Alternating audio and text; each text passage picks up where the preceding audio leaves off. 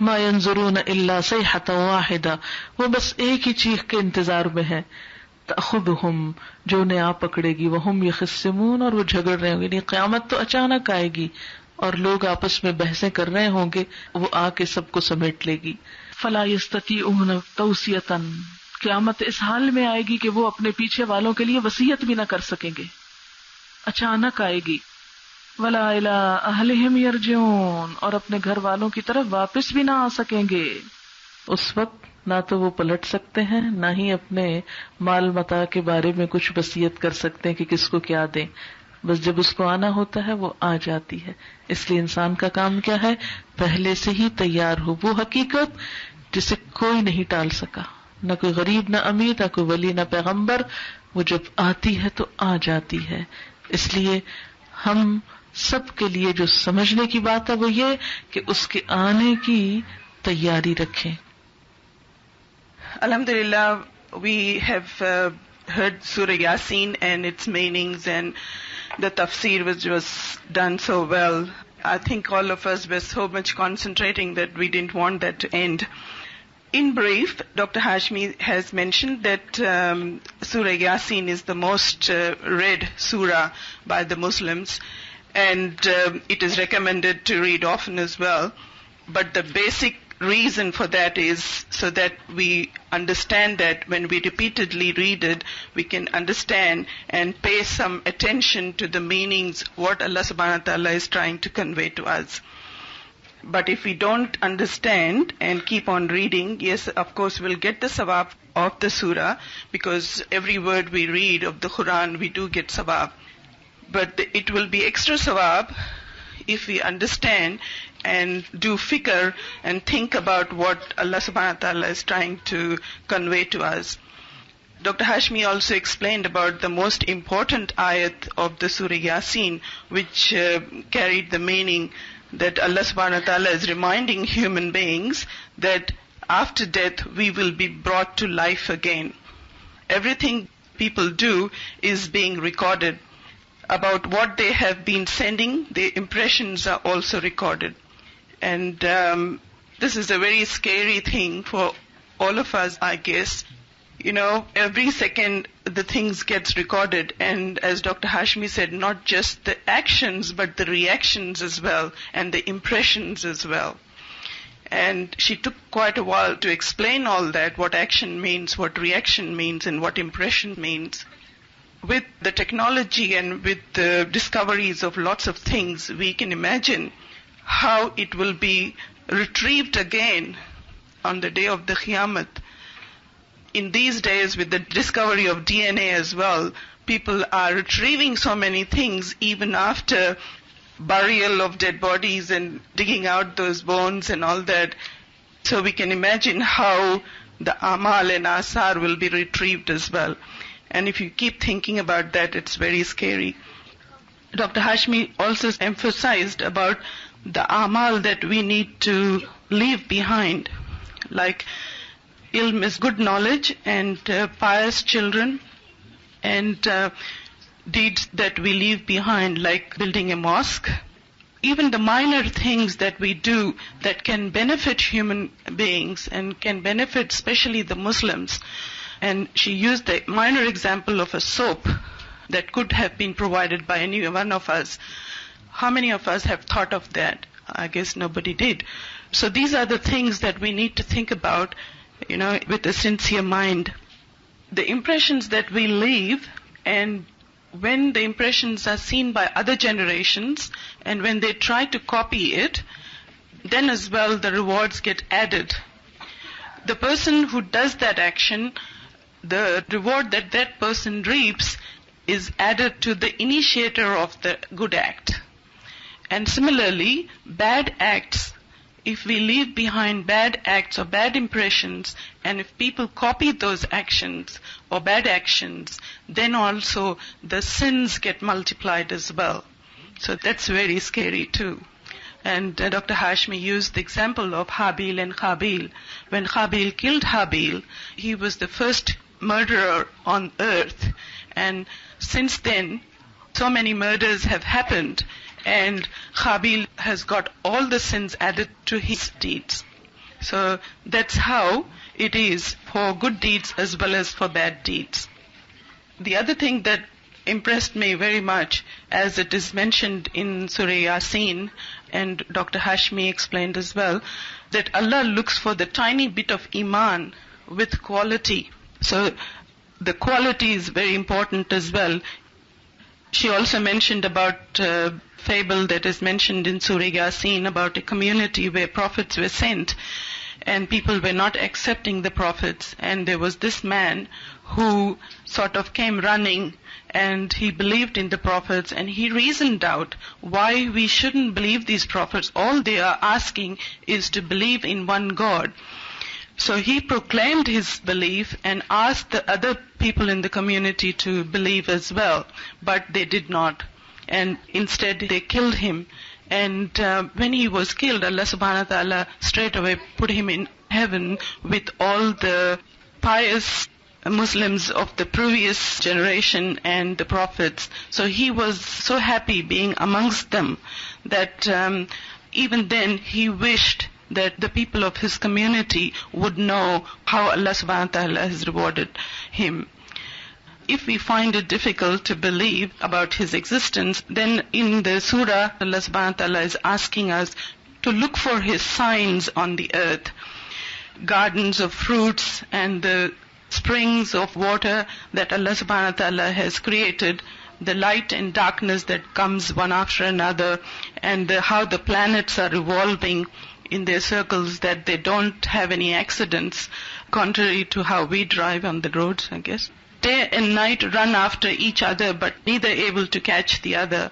Ships are carried by the oceans with such heavy weight, and they float very peacefully. But again, Allah subhanahu wa ta'ala is saying that if He wills, He can sink those heavy ships, and then there will be no helpers for you. So we need to realize that whatever happens, whatever we get, it's from Allah subhanahu wa ta'ala.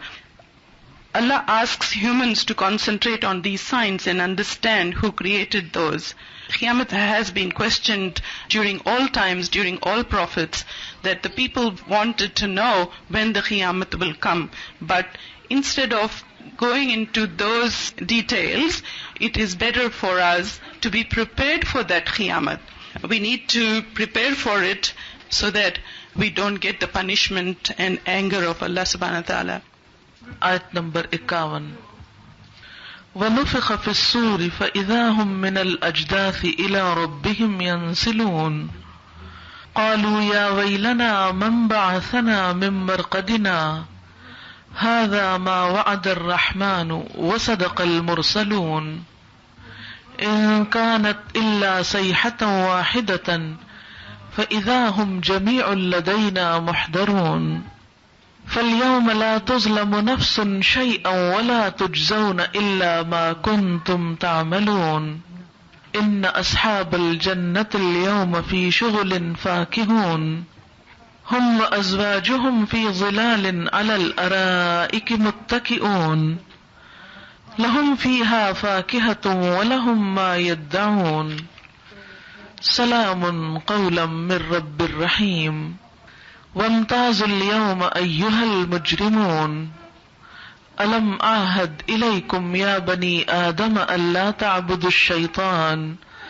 إِنَّهُ لَكُمْ عَدُوٌّ مُّبِينٌ وَأَنِ اعْبُدُونِي هَذَا صِرَاطٌ مُّسْتَقِيمٌ وَلَقَدْ أَضَلَّ مِنكُمْ جِبِلًّا كَثِيرًا أَفَلَمْ تَكُونُوا تَعْقِلُونَ هذه جهنم التي كنتم توعدون اصلوها اليوم بما كنتم تكفرون اليوم نختم على أفواههم وتكلمنا أيديهم وتشهد أرجلهم بما كانوا يكسبون ولو نشاء لطمسنا على أعينهم فاستبقوا الصراط فأنى يبصرون ولو نشاء لمسخناهم على مكانتهم فما استطاعوا مضيا ولا يرجعون ومن نعمره ننكسه في الخلق أفلا يعقلون وما علمناه الشعر وما ينبغي له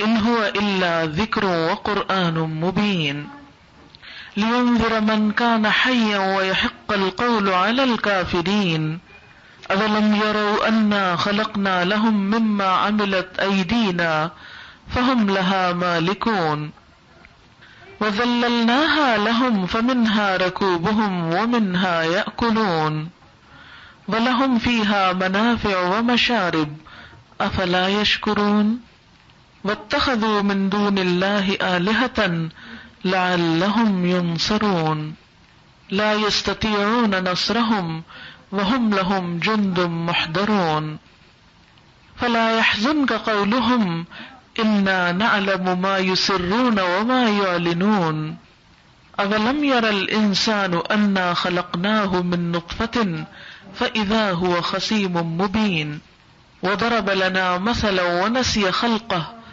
قَالَ مَن يُحْيِي الْعِظَامَ وَهِيَ رَمِيمٌ قُلْ يُحْيِيهَا الَّذِي أَنشَأَهَا أَوَّلَ مَرَّةٍ وَهُوَ بِكُلِّ خَلْقٍ عَلِيمٌ الَّذِي جَعَلَ لَكُم مِّنَ الشَّجَرِ الْأَخْضَرِ نَارًا فَإِذَا أَنتُم مِّنْهُ تُوقِدُونَ أَوَلَيْسَ الَّذِي خَلَقَ السَّمَاوَاتِ وَالْأَرْضَ بِقَادِرٍ عَلَىٰ أَن يَخْلُقَ مِثْلَهُم بَلَىٰ وَهُوَ الْخَلَّاقُ الْعَلِيمُ إِنَّمَا أَمْرُهُ إِذَا أَرَادَ شَيْئًا أَن يَقُولَ لَهُ كُن فَيَكُونُ فَسُبْحَانَ الَّذِي بِيَدِهِ مَلَكُوتُ كُلِّ شَيْءٍ وَإِلَيْهِ تُرْجَعُونَ وَنُفِخَ فِي الصُّورِ اور سور میں پھونک مار دی جائے گی فَإِذَا هُم مِّنَ الْأَجْدَاثِ تو یکا یک وہ قبروں سے إِلَىٰ رَبِّهِمْ اپنے رب کی طرف يَنْسِلُونَ دوڑنے لگیں گے۔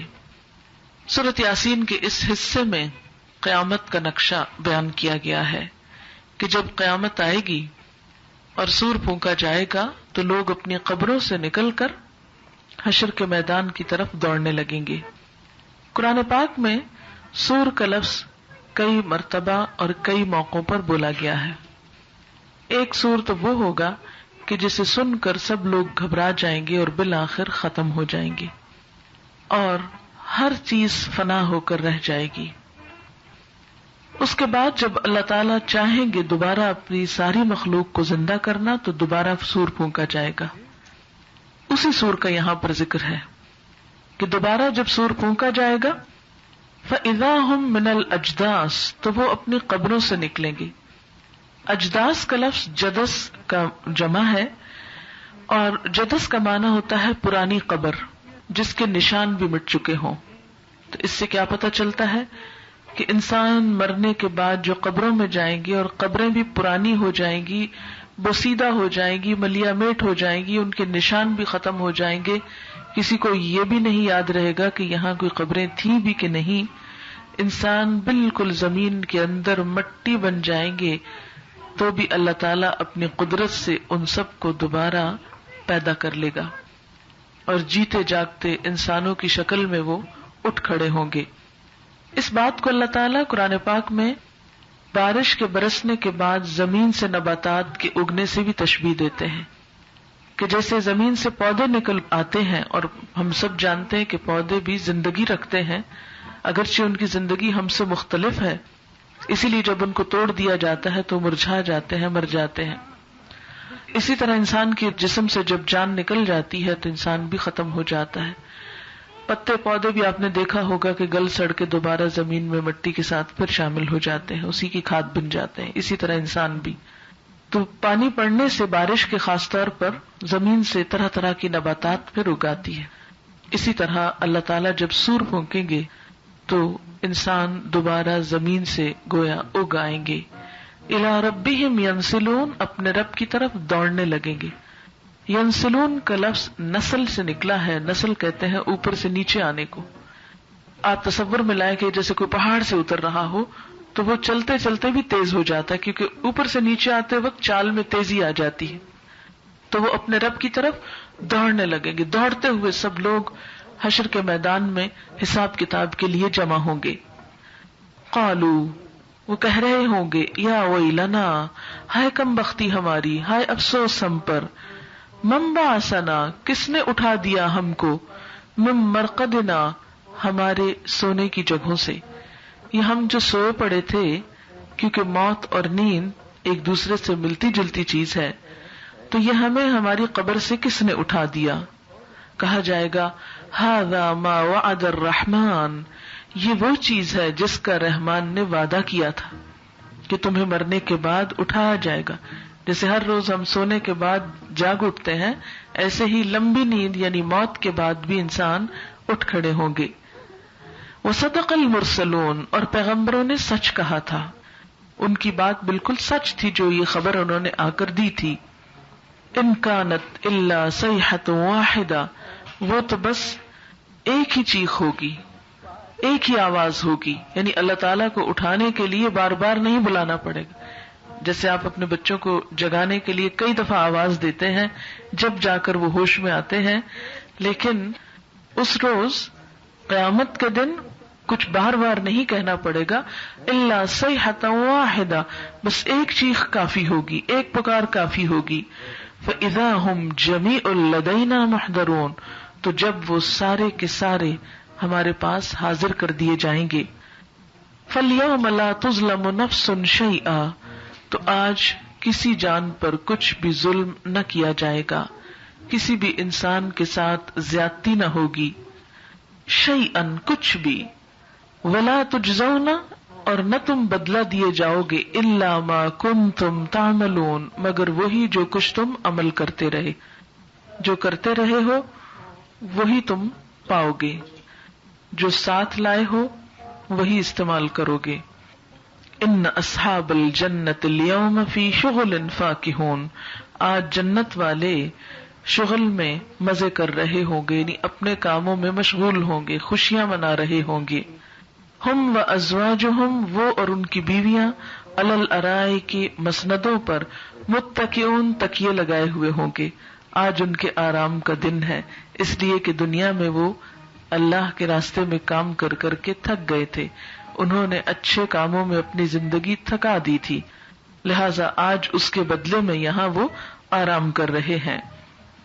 لہم فیہا فاکہۃ، ان کے لیے اس میں پھل ہوں گے.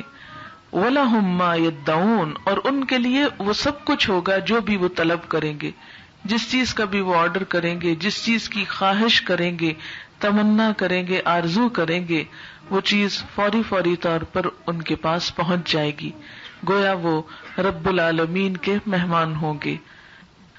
سلام، سلام قولا من رب الرحیم، رب رحیم کی طرف سے ایک قول ہوگا، یعنی ہر طرح کے آرام کے ساتھ انہیں اللہ تعالی کی طرف سے سلامتی یا سلام کا پیغام بھی پہنچتا رہے گا. صبح شام ان کو اللہ تعالی کی طرف سے یہ خوشخبری ملتی رہے گی کہ تمہارا رب تم سے بہت راضی ہے.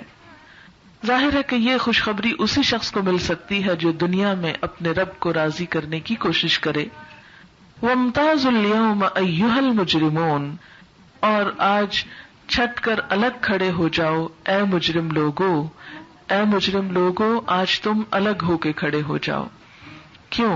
اس لیے کہ دنیا میں تو تم ساتھ تھے، تمہاری رشتہ داریاں تھیں، تم اکٹھے تھے، تم ایک خاندان میں تھے، ایک برادری میں تھے، ساتھ اٹھتے بیٹھتے تھے، لیکن تمہاری نیتیں فرق تھیں، تمہارے اخلاص فرق تھے، تمہارے اعمال فرق تھے، لہذا اس فرق کی وجہ سے آج تم الگ الگ جگہوں پہ جا رہے ہو. اچھا، یہ جو الگ الگ جگہ ہیں، ایک تو دو بڑی کیٹیگریز ہوگی مومن اور مجرم لوگوں کی، کچھ جنت میں جا رہے ہوں گے، کچھ جہنم میں جا رہے ہوں گے. پھر یہ کہ جہنم کے بھی درجے ہیں، 7 دروازے، قرآن پاک میں آتا ہے لہا 7 ابواب، جہنم کے 7 دروازے، اور مخصوص قسم کے مجرم مخصوص دروازے سے گزارے جائیں گے. اسی طرح جنت کے بھی درجے ہیں، حدیث پاک میں آتا ہے کہ جنت کے 100 درجے ہیں، اور ایک درجے سے دوسرے درجے کا فرق اتنا ہی ہے جیسے زمین سے آسمان کا فرق ہے.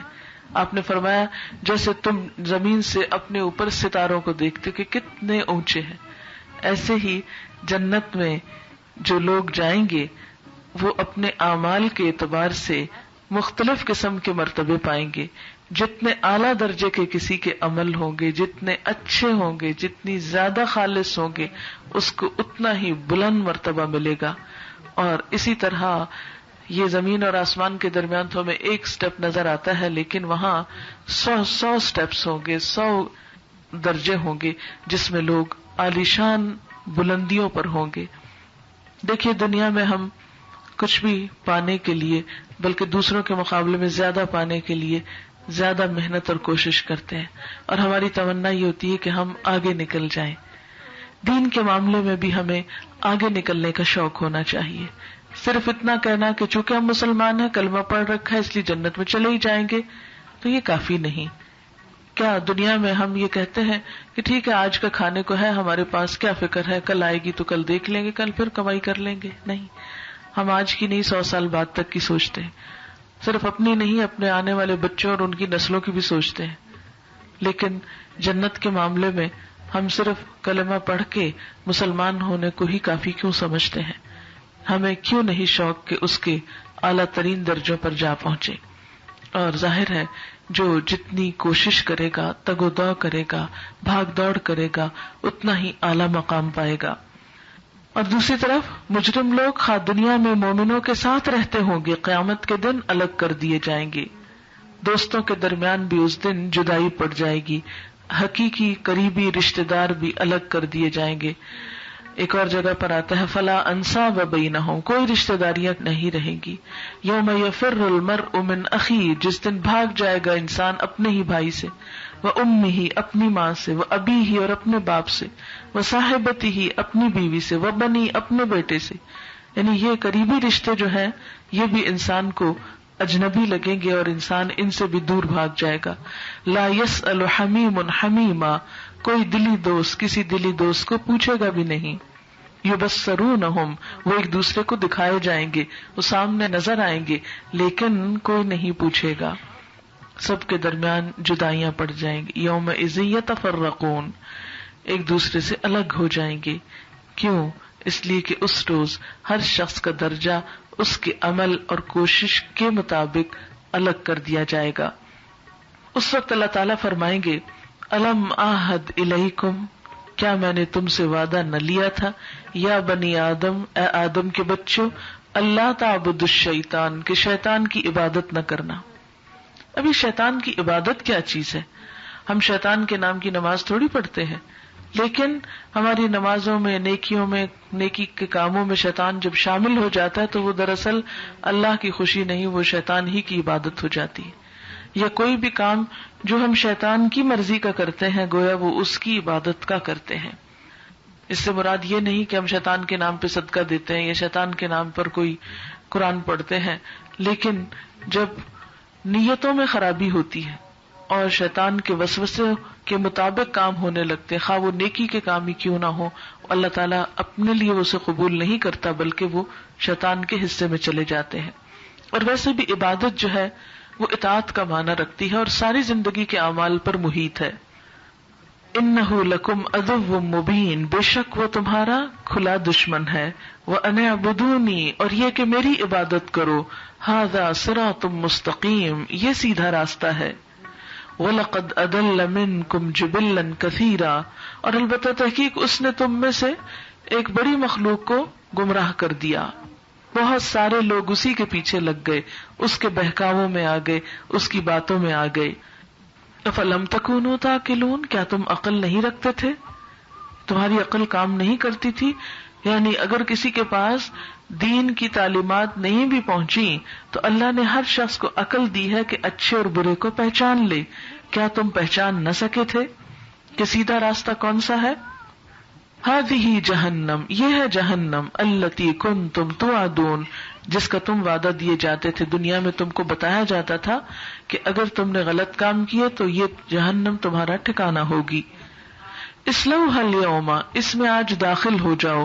بما کنتم تکفرون، بوجہ اس کے جو تم کفر کرتے رہے ہو. اليوم نختم على افواہہم، آج ہم ان کے منہ پہ مہر لگا دیں گے، ٹھپا لگا دیں گے، سیل کر دیں گے منہ کو.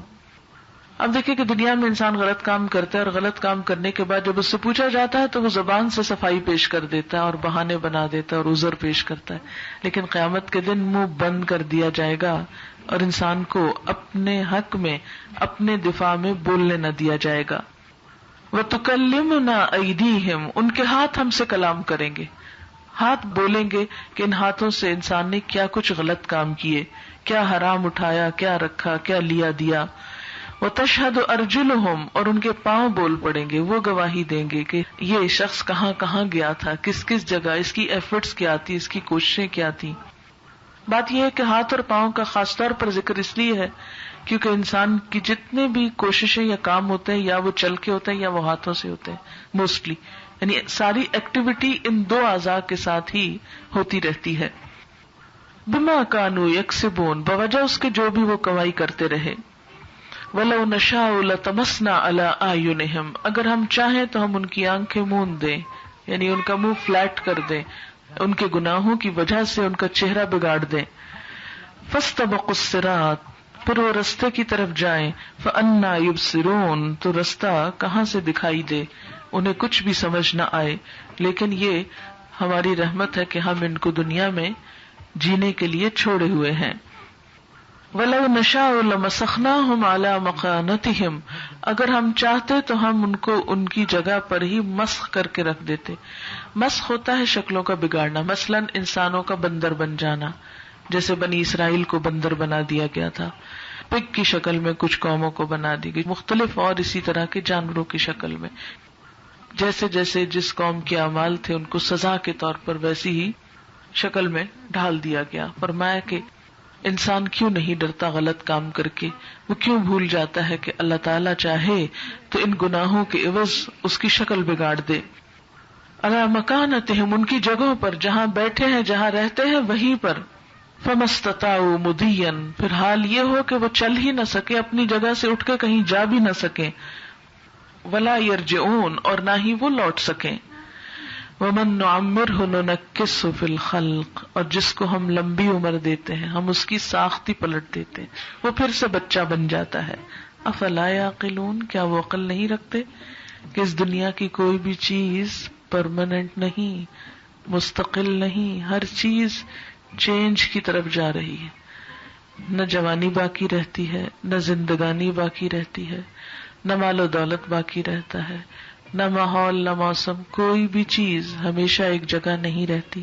یہ لوگ سوچتے کیوں نہیں، جسے ایک اور جگہ پر آتا ہے لَتَرْكَبُنَّ طَبَقًا عَنْ طَبَقٍ، کہ ہم ایک درجے سے دوسرے درجے میں تم کو لیتے چلے جائیں گے، ایک حالت سے دوسری حالت پہ تم پلٹتے چلے جاؤ گے۔ اور اگر ہم آج بھی اپنی گزشتہ زندگی پر نظر ڈالیں تو ہم سب جانتے ہیں کہ ہم بچپن سے لے کے اب تک کتنے مختلف حصوں میں اپنی زندگی کو تقسیم کر سکتے ہیں، کتنی سٹیجز ہم پہ گزری، کتنے اپس اینڈ ڈاؤنز ہماری زندگی میں آئے۔ کوئی بھی چیز ایک جگہ ہمیشہ نہیں رہی۔ اگر ماضی میں ہمارے ساتھ ایسا ہوتا رہا تو مستقبل میں بھی ایسا ہی ہوگا۔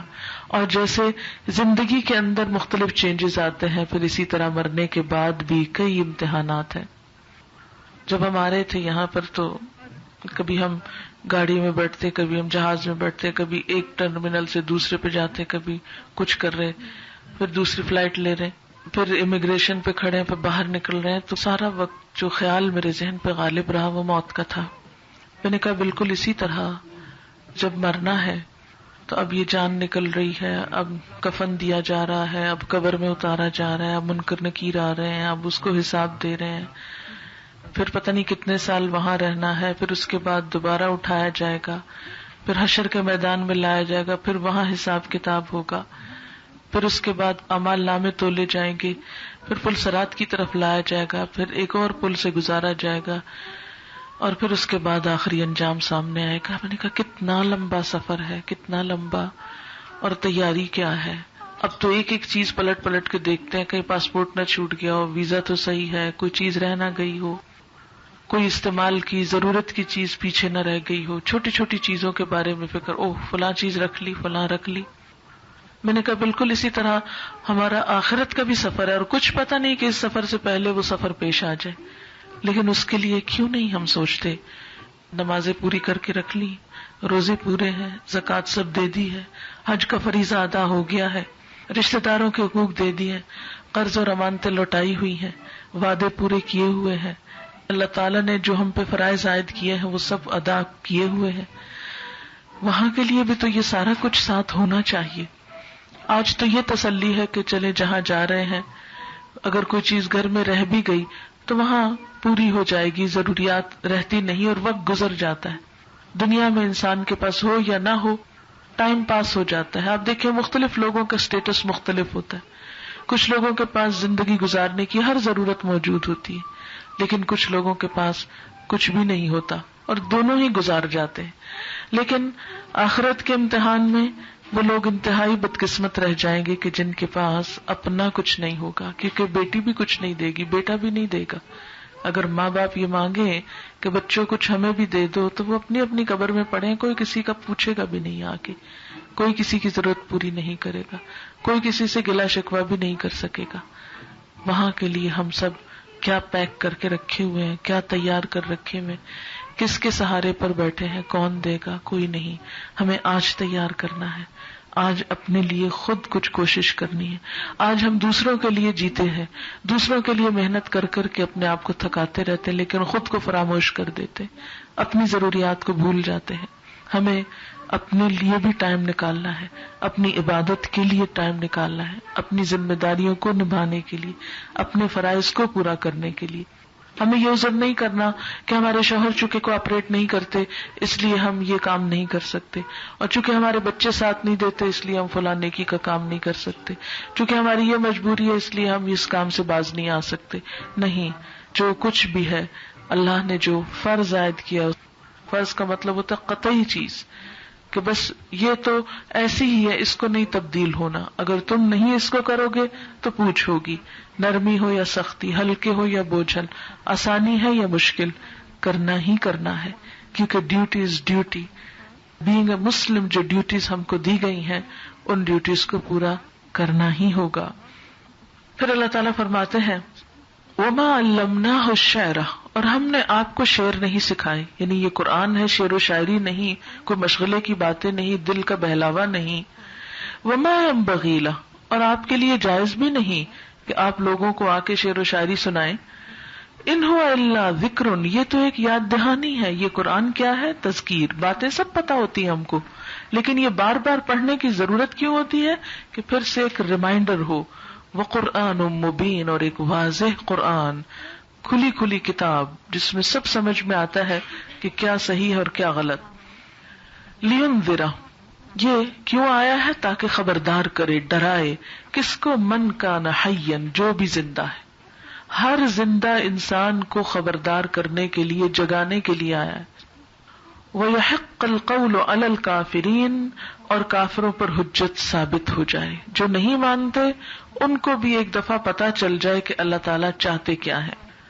اولم یروا، کیا وہ دیکھتے نہیں ہیں؟ انا خلقنا لہم، کہ ہم نے پیدا کی ان کے لیے، مما عملت ایدینا، اس میں سے جو ہمارے ہاتھوں نے بنایا، انعامن، مویشی، فہم لہا مالکون، تو وہ ان کے مالک بن جاتے. یعنی انسان اللہ تعالیٰ کی نعمتوں پہ غور و فکر نہیں کرتا کہ کس طرح اللہ تعالیٰ نے انسان کے لیے طرح طرح کے مویشی پیدا کیے اور پھر یہ ان کے مالک کہلاتے ہیں. یعنی انسان ان کو خرید لیتا ہے، بریڈ کرتا ہے، پھر اس کے بعد وہ کہتا ہے کہ میرے پاس اتنے اور اتنے ہیں. وَذَلَّلْنَاهَا لَهُمْ، ہم نے ان کو ان کے لیے مسخر کیا، یعنی ان جانوروں کو انسانوں کے لیے ہم نے مسخر کیا. اور یہ کتنی بڑی نعمت ہے اللہ تعالیٰ کی. اگر ہماری بکریاں بھیڑیے کی شکل میں ہوتی، اور اگر ہماری گائے بھینس شیر اور بھیڑیے کی شکل میں ہوتے یا وحشی چیتے کی شکل میں ہوتے تو ہم ان کو ذبح کیسے کرتے؟ ہمارے ہاتھ کیسے آتے؟ اب بھی آپ نے دیکھا ہوگا کہ گائے اونٹ کو لٹانے میں کتنی مشکل ہوتی. تو یہ اللہ تعالیٰ کی خاص قدرت ہے کہ جن جانوروں کا ہمیں دودھ پینا ہے ان جانوروں کو بھولا بھالا بنایا کہ وہ ہمارے آگے کھڑے رہیں جم کے، کہ ہم ان کا دودھ نکال لیں. ورنہ اگر وہ شکاری جانوروں کی طرح ہوتے تو ہمارے قابو میں نہ آتے اور ہم دیکھتے رہ جاتے. فرمایا ہم نے ان مویشیوں کو ان کا تابع فرما بنایا ہے، جن میں سے بعض تو ان کی سواریاں ہیں اور بعض کا گوشت کھاتے ہیں. مثلا اونٹ دودھ بھی دیتا ہے اور سواری بھی کرتے ہیں ہم اس پر. اور بکری وغیرہ اس کا دودھ بھی پیتے ہیں اور گوشت بھی کھاتے ہیں. وَلَهُمْ فِيهَا مَنَافِعُ، اور ان کے لیے ان جانوروں میں کئی قسم کے فائدے بھی ہیں. وَمَشَارِبُ، اور پینے کی چیزیں، ڈرنک یعنی دودھ، لسی وغیرہ. افلا یشکرون، یہ شکر نہیں کریں گے.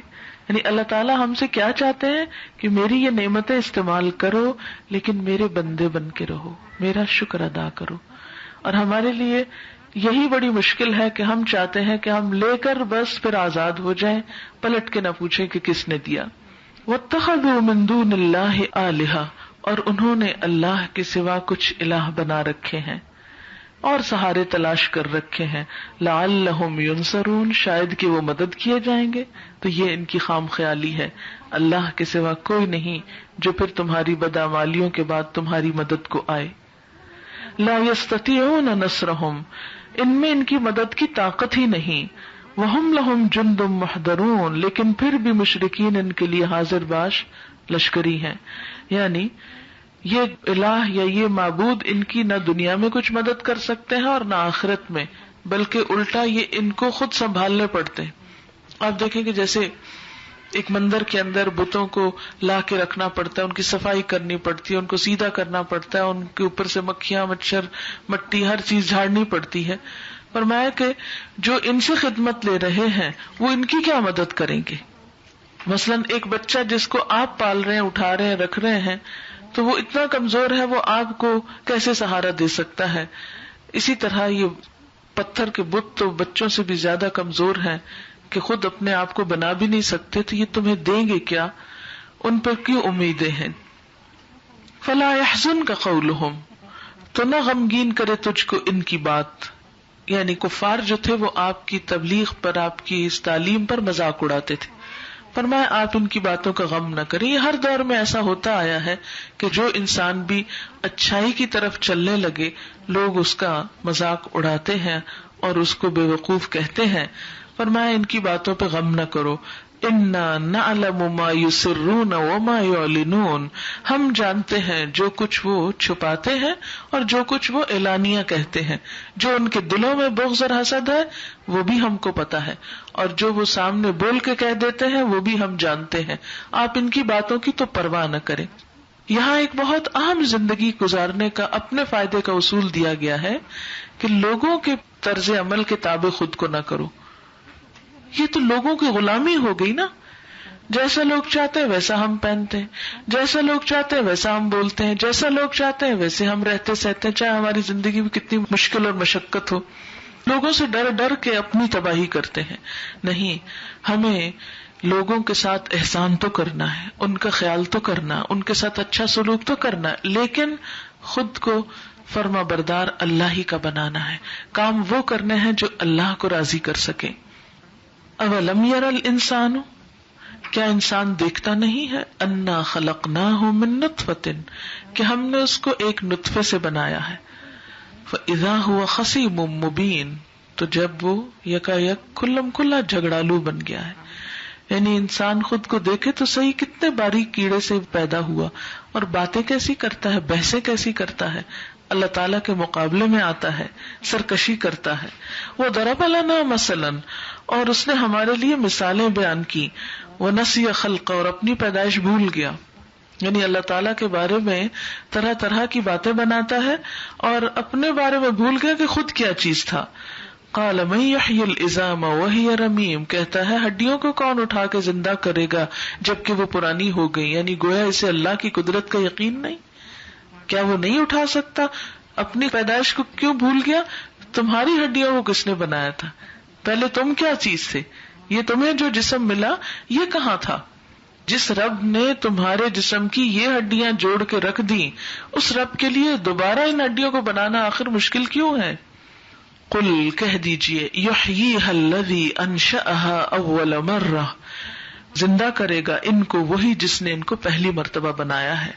وہو بکل خلق علیم، اور وہ تخلیق کا ہر کام جانتا ہے، اس کے لیے کچھ مشکل نہیں. الذی جعل لکم من الشجر الاخضر نارا، جس نے تمہارے لیے سرسبز درخت سے آگ پیدا کی. فاذا انتم منہ توقدون، تو جب تم اس میں سے سلگاتے ہو. اولیس الذی کیا نہیں ہے وہ ذات خلق السماوات والارض جس نے آسمانوں اور زمین کو پیدا کیا بقادر قادر الا اس بات پر ان یخلقا کہ پیدا کرے مثلہم ان جیسے. جس رب نے آسمان بنا لیے اتنی بڑی زمین بنا لی کیا اس کے لیے یہ مشکل ہے کہ ان جیسے کمزور انسان اور بنا لے دوبارہ ان کو پیدا کر لے. بلا کیوں نہیں وہو الخلاق العلیم وہ تو نہایت زبردست ماہر خلاق ہے. انما امرہ بے شک اس کا حکم تو اس کا معاملہ تو اذا اراد شیئا جب کچھ کام کرنا چاہتا ہے کسی کام کا ارادہ کرتا ان یقول لہ کن تو کہتا ہو جا فیکون تو وہ ہو جاتا اس کے لیے کچھ بھی مشکل نہیں. فسبحان الذی پس پاک ہے وہ ذات بیدہ اس کے ہاتھ میں ہے ملکوت کل شیء ہر چیز کی بادشاہت وَإِلَيْهِ تُرْجَعُونَ اور اسی کی طرف تم سب لوٹائے جاؤ گے. تو سورۃ یاسین میں بیسیکلی جو میسج دیا گیا ہے وہ یہ کہ اے انسان تجھے واپس اللہ کی طرف پلٹنا ہے, اس رب کو پہچان, اس دن کو یاد رکھ اور اس زندگی کے امتحان کو امتحان سمجھتے ہوئے گزار. احسن عمل لیبلوکم ایکم احسن عملا ان احسن اعمال کی طرف متوجہ ہو. اللہ تعالیٰ سے دعا ہے کہ اللہ ہمیں باعمل مسلمان بنائے. And I'll be reading the translation and giving the tafsir for whatever she said, inshallah. And the trumpet will be blown, the second blowing, and behold, from the graves they will come out quickly to their Lord. The trumpet is called as-sur in Arabic. There's 3 times that the trumpet will be blown, and the first time it will be blown is to strike terror in people's hearts. Everything will be destroyed. The people that are living at that time will be struck in terror. And they will fall down dead, basically, at that first blowing of the trumpet. The second blowing is when they will be raised from the grave. And this is what this verse is talking about. This is the second blowing. So basically, when you're in your grave, you turn to dust. And so Allah is saying that you'll be completely turned to dust, and then you'll be raised from your grave. Not that you'll be in your grave just when you've been buried. So just like how sprouts grow from the earth, and then once you cut off the flowers, for example, then they die again and they turn to dust. Same way is when you pour water on the soil and then something grows again. This is the same way how we will be raised from our grave. Allah goes on to say, they will say, woe to us who has raised us up from our place of sleep. It will be said to them, this is what the most gracious Allah has promised, and the messengers spoke the truth. So death is like sleep as well, except death is when you're only awakened at the time of resurrection. And so people at this time, when they'll be raised up again, they'll be saying, how did we wake up this time? Who woke us up? It'll be like you were in a deep sleep and you woke up again. He goes on to say, it will be but a single sayha, shout in Arabic. So behold, they will be all brought up before us. And as if you're waking up children, you have to wake them up over and over again, right, until they wake up. But on that day, you'll only have to wake them up once, and will wake up on that day. This day, the day of resurrection, none will be wronged in anything, nor will you be requited anything except that which you used to do. There will be no injustice on that day, and we'll only get what we worked for, good or bad. Verily, the dwellers of the paradise that day will be busy with joyful things, because they worked so hard for what they did. Now they're being rewarded for it, and they're enjoying their reward for what they did. They and their wives will be in pleasant shade, reclining on thrones. Dr. Hashmi explains that because they were in the world and they worked so hard for what they did, they were tired doing good works, so now they're resting in paradise. They will have therein fruits of all kinds and all that they asked for. So they'll be rewarded for their deeds and also be given whatever they wish. It will be said to them, Salam, peace be on you, a word from the Lord, Allah, most merciful.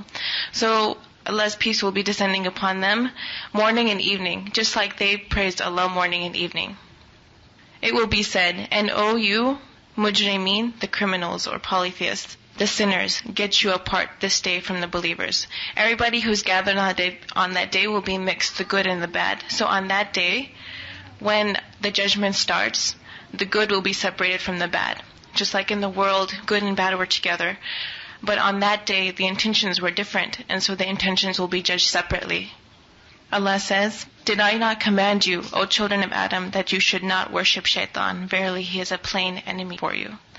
So Dr. Hashmi explains that in our worship, it's not that we specifically prayed towards Shaitan or prayed for Shaitan, but it's when our intentions were polluted from thoughts of Shaitan, waswas, that we ended up worshiping Shaitan indirectly. And that you should worship me alone and set up not rivals with me, this is the straight path. And indeed, he, the Shaitan, did lead astray a great multitude of you. Did you not then understand?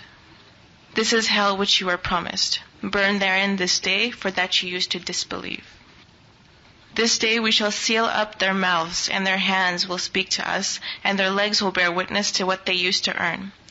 Just like in this world, whenever we do something bad, we sometimes have an excuse. We try to defend ourselves. But on that day, our mouths will be sealed and no excuses will be made on that day. Only full justice for what we used to do.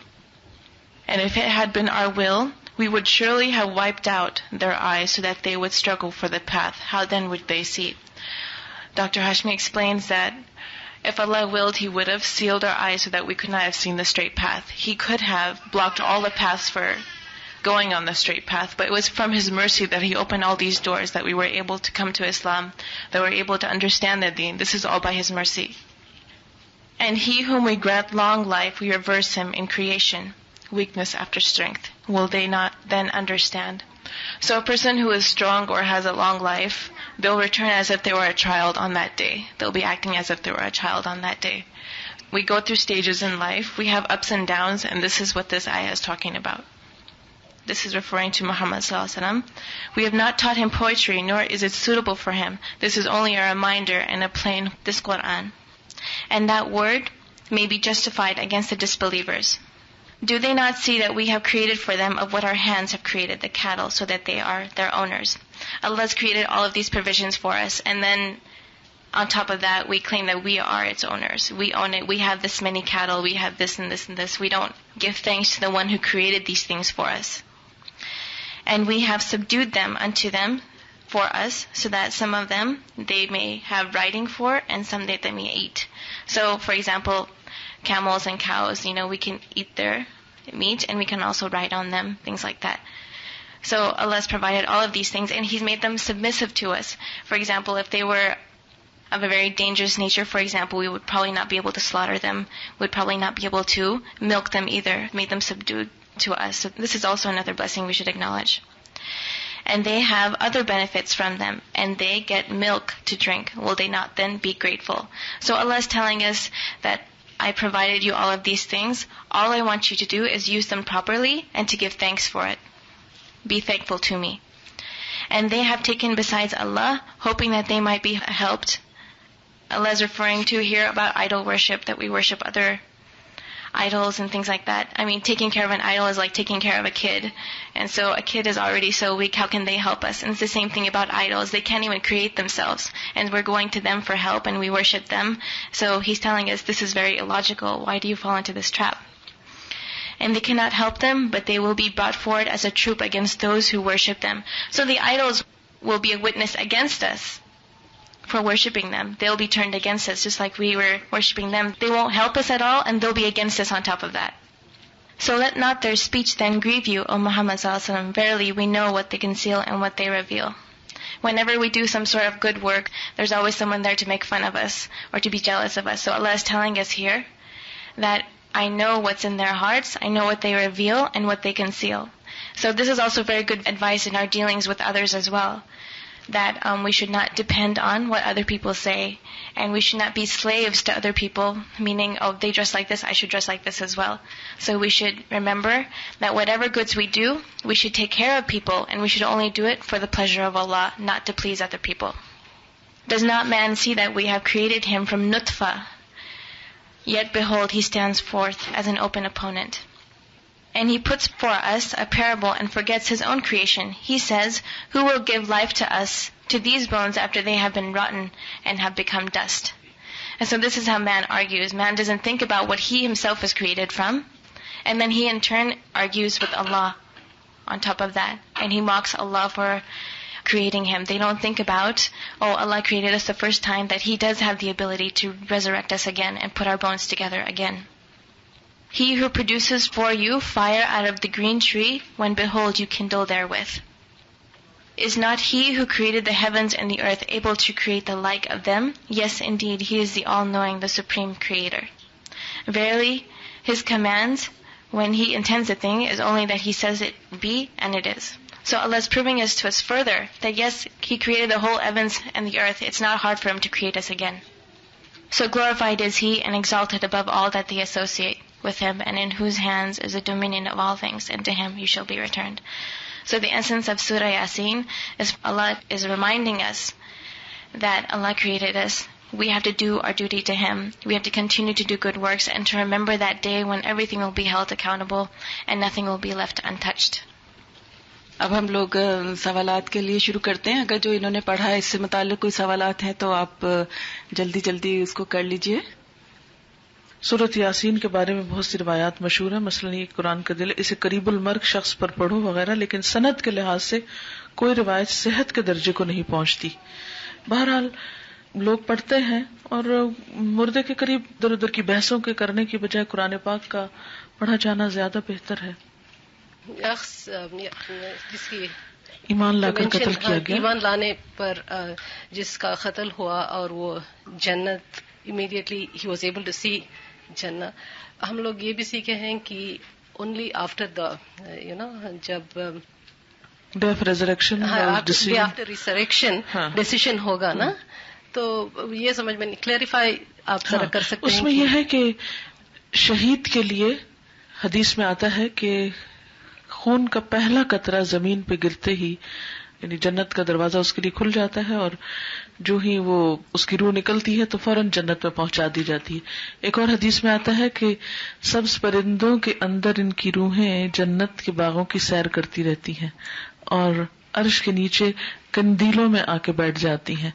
اور قرآن پاک میں وہ آیت موجود ہے جس میں آتا ہے نا کہ وَلَا تَقُولُوا لِمَن يُقْتَلُ فِي سَبِيلِ اللَّهِ أَمْوَاتٌ بَلْ أَحْيَاءٌ وَلَكِن لَا تَشْعُرُونَ، کہ جو لوگ اللہ کی راہ میں مارے جائیں ان کو مردہ نہ کہو بلکہ وہ زندہ ہیں لیکن تم ان کا شعور نہیں رکھتے. یہ ہے آیت نمبر 154 سورۃ البقرہ. اور اسی طرح سورۃ آل عمران میں آتا ہے کہ وہ اپنے رب کے ہاں رزق دیے جاتے ہیں. تو چونکہ شہید کے سارے گناہ شہادت کی وجہ سے معاف ہو جاتے ہیں تو گویا اس کا ایک طرح سے ڈیسیژن ہو جاتا ہے اور وہ جنت کے فائدے ساتھ ہی اٹھانے لگتا ہے. مگر فزیکلی اور پراپر طریقے سے جو اس کی لائف جنت کی شروع ہوگی وہ اس دن پھر شروع ہوگی. اس سے یہ پتہ چلتا ہے کہ یہ برزخ کا پیریڈ کہلاتا ہے. برزخ میں بھی جنت اور دوزخ کا ایکسپیرینس انسان کرتا ہے، یعنی جس کو قبر کی زندگی کہتے ہیں. اس میں ایک میرے پاس واقعہ ہے جو بالکل سچا واقعہ ہے. عراق میں پچھلی صدی کے شروع میں 2 صحابہ کرام کی قبریں ملی تھیں جو شہنشاہ عراق کے خواب میں بار بار آ رہے تھے کہ ہماری قبروں تک پانی پہنچ رہا ہے اور ہمیں یہاں سے منتقل کرو. اور پھر اس کے بعد ان قبروں کو کھودا گیا اور وہاں سے ان کی باڈی جب نکالی گئی تو ان کی آنکھوں میں ابھی تک چمک تھی اور ان کے جسم بالکل تر و تازہ تھے. اور ان کو پوری اسکرین پر دکھایا. بہت سارے ملکوں سے لوگ جو تھے وہ وہاں پر ان باڈیز کو دیکھنے کے لیے گئے. اور جس خاتون نے یہ واقعہ لکھا وہ خاتون اس وقت وہاں پر موجود تھی اور وہ بھی ان دیکھنے والوں میں سے تھی. وہ پاکستانی سفیر کی اہلیہ تھی، اس وقت متحدہ ہندوستان ہی تھا، تو وہ ان کے ہسبینڈ جو تھے وہ عراق میں سفیر تھے ہندوستان کی طرف سے. تو ان کی وہ بیگم تھی جنہوں نے یہ واقعے کا مشاہدہ کیا اور پھر وہ لکھا، ایک کتاب میں بھی موجود ہے. پھر اس کے بعد پاکستان کے کئی رسالوں میں مختلف اوقات میں یہ واقعہ چھپتا رہا ہے. اس کے علاوہ کئی دفعہ ایسے مشاہدات ہوئے ہیں کہ ایک زمین کھودی گئی، پرانی قبر نکلی اور شہید کی باڈی سے ابھی خون جیسے رس رہا ہے اور غذا کا قطرہ تک بھی دیکھا گیا کہ جو ان کو ملتا ہے. کیونکہ قرآن میں یہ بات لکھی ہوئی ہے کہ شہیدوں کو رزق ملتا ہے، یعنی مرنے کے بعد قیامت کے دن تک بھی ان کو رزق دیا جاتا ہے، کیونکہ ان کے اوپر اس طرح کی موت نہیں آتی جس طرح عام انسانوں پہ آتی. لیکن وہ زندگی بھی ویسی زندگی نہیں جو ہماری زندگی ہے. نہ وہ موت ہے جیسے ہماری موت ہوتی ہے عام لوگوں کی، اور نہ وہ زندگی ہے جیسے ہم لوگوں کی زندگی ہے. اس کو اللہ تعالیٰ زندگی سے تشبیہ کرتے ہیں. اور عند ربہم یرزقون، تو شہید کے ساتھ اللہ تعالیٰ معاملہ دوسرے لوگوں کے معاملے سے بالکل مختلف کرتے ہیں، اسی لیے ان کے جسم کو غسل نہیں دیا جاتا. اور جنگ احد میں جو لوگ شہید ہوئے تھے ان کو نبی صلی اللہ علیہ وسلم نے ایک قبر میں 2-2 3-3 کو بھی اکٹھا کیا، اور ان میں سب سے پہلے جن کو ڈالتے تھے وہ ہوتا تھا جس کے پاس قرآن پاک کا علم زیادہ ہوتا تھا. سورۃ آل عمران میں جنگ احد کا واقعہ، آیت نمبر ہے 169. وَلَا تَحْسَبَنَّ الَّذِينَ قُتِلُوا فِي سَبِيلِ اللَّهِ أَمْوَاتًا بَلْ أَحْيَاءٌ عِندَ رَبِّهِمْ يُرْزَقُونَ فَرِحِينَ بِمَا آتَاهُمُ اللَّهُ مِنْ فَضْلِهِ وَيَسْتَبْشِرُونَ بِالَّذِينَ لَمْ يَلْحَقُوا بِهِمْ مِنْ خَلْفِهِمْ أَلَّا خَوْفٌ عَلَيْهِمْ وَلَا هُمْ يَحْزَنُونَ. جو لوگ اللہ کی راہ میں شہید کیے گئے ان کو ہرگز مردہ نہ سمجھیں، بلکہ وہ زندہ ہیں، اپنے رب کے پاس روزی دیے جاتے ہیں. اللہ تعالیٰ نے اپنا فضل جو انہیں دے رکھا ہے اس سے بہت خوش ہیں، اور خوشیاں منا رہے ہیں ان لوگوں کے بارے میں جو اب تک ان سے نہیں ملے، ان کے پیچھے ہیں، اس پر کہ انہیں نہ کوئی خوف ہے نہ وہ غمگین ہوں گے. اس آیت کا پس منظر یہ پتہ چلتا ہے کہ جب کچھ لوگ شہید ہو گئے تو ان سے اللہ تعالیٰ نے پوچھا تمہاری کیا خواہش ہے، تو شہیدوں نے یہ کہا کہ ہمارے پیچھے والوں کو یہ بتا دیجئے کہ ہم بہت خوش ہیں. جیسے اس نے کہا نا کاش میری قوم جو ہے وہ جان لیتی کہ میرے ساتھ کیا ہوا. تو اس پر یہ حدیث پاک میں آتا ہے کہ اللہ تعالیٰ نے فرمایا کہ میں تمہاری یہ بات ان تک پہنچا دیتا ہوں، اور اس پر یہ آیات اتری. یہ مسند احمد، سنن ابی داؤد اور دیگر حدیث کی کتابوں میں موجود ہے. اسی طرح حدیث میں آتا ہے کوئی مرنے والی جان جس کو اللہ کے ہاں اچھا مقام حاصل ہے دنیا میں لوٹنا پسند نہیں کرتی، البتہ شہید دنیا میں دوبارہ آنا پسند کرتا ہے تاکہ وہ دوبارہ اللہ کی راہ میں قتل کیا جائے. یہ آرزو وہ اس لیے کرتا ہے کہ شہادت کی فضیلت کا وہ مشاہدہ کر لیتا ہے. حضرت جابر کہتے ہیں کہ مجھ سے نبی صلی اللہ علیہ وسلم نے فرمایا تمہیں معلوم ہے کہ اللہ نے تیرے باپ کو زندہ کیا اور اس سے کہا کہ مجھ سے اپنی کسی آرزو کا اظہار کرو تاکہ میں اسے پورا کروں. تیرے باپ نے جواب دیا کہ میری تو آرزو صرف یہی ہے کہ مجھے دوبارہ دنیا میں بھیج دیا جائے تاکہ دوبارہ تیری راہ میں مارا جاؤں. اللہ تعالیٰ فرمائے گا یہ تو ممکن نہیں، اس لیے کہ میرا فیصلہ ہے کہ یہاں آنے کے بعد کوئی دنیا میں واپس نہیں جا سکتا. چونکہ ان کا مقام الگ ہے عام لوگوں سے، اس لیے ان کے حالات بھی مختلف ہیں.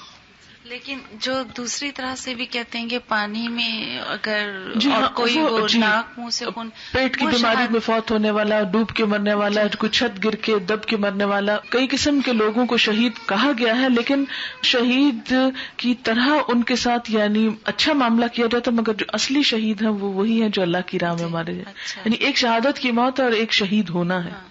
تو مطلب میں یہی وضاحت کہ ان کا کیا درجہ، اگر اللہ تعالیٰ ان کی موت قبول کر لے تو ان کا درجہ بھی بڑھا ہے، لیکن شرط یہی کہ ایمان کے ساتھ. میرا کوشچن ہے کہ پل صراط کے بارے میں آپ ذرا تھوڑی سی وضاحت کریں گے. جی ہاں، کیسے لوگ سورۃ مریم میں اللہ تعالیٰ فرماتے ہیں وَإِن مِّنكُمْ إِلَّا وَارِدُهَا كَانَ عَلَى رَبِّكَ حَتْمًا مَّقْضِيًّا. کوئی تم میں سے ایسا نہیں جو اس پر وارد نہ ہو، ہر ایک کو وہاں سے گزرنا ہے. یہ تیرے رب کا ایسا فیصلہ ہے جو حتمی ہے، حتمن مقضیہ، جو طے شدہ فیصلہ ہو چکا ہے. تو اس سے یہ پتہ چلتا ہے کہ کوئی شخص خواہ نیک ہو یا بد ہو، ہر ایک کو جنت یا دوزخ میں جانے سے پہلے اس پل کے اوپر سے گزرنا. احادیث میں آتا ہے کہ وہ پل تلوار سے بھی تیز اور بال سے بھی زیادہ باریک ہے، یعنی گویا دکھائی نہیں دیتا.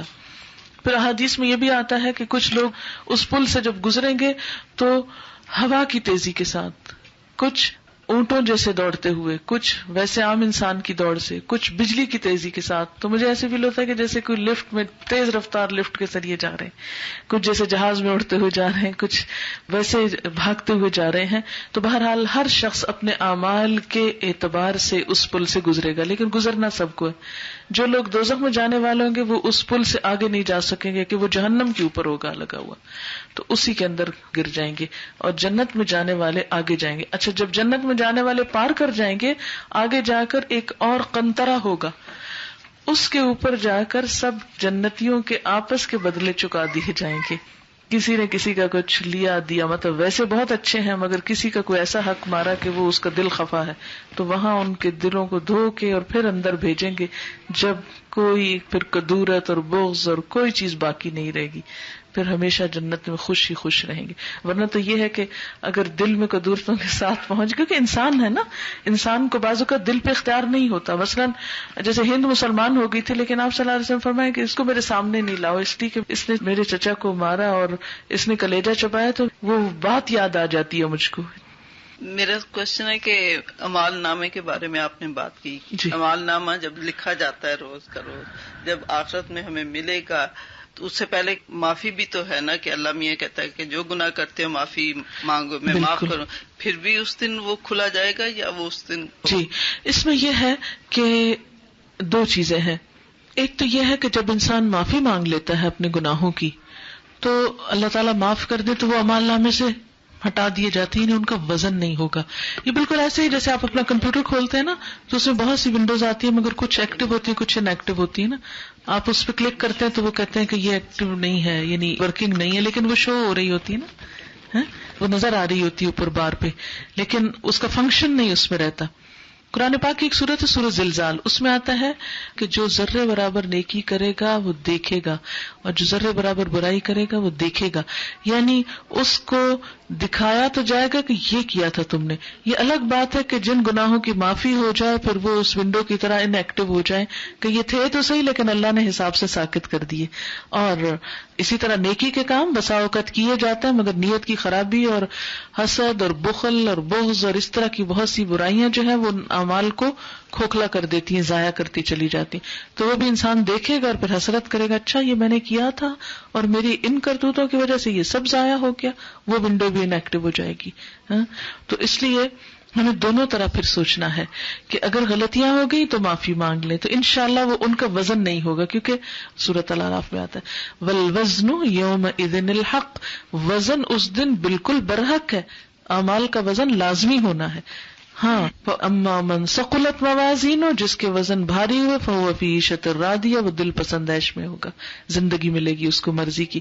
واما من خفت موازینہ، جس کا نام اعمال ہلکا ہو گیا، وہ نیکیاں جو ہیں ان ایکٹیو ونڈوز ہو گئی، تو پھر کیا ہوگا کہ فَأُمُّهُ هَاوِيَةٌ، اس کا ٹھکانہ جہنم ہے. وَمَا أَدْرَاكَ مَا هِيَ، تمہیں کیا خبر کہ وہ ہے کیا، نَارٌ حَامِيَةٌ، بھڑکتی ہوئی آگ ہے.